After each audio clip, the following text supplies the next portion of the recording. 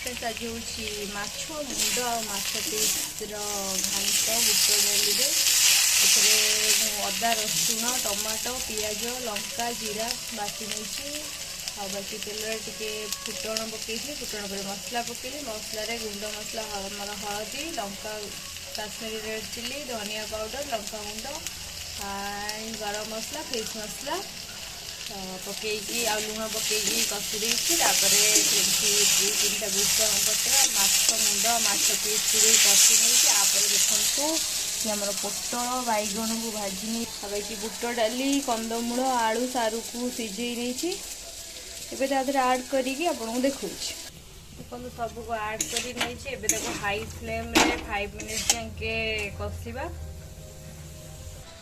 देखो भल भाव कषिगला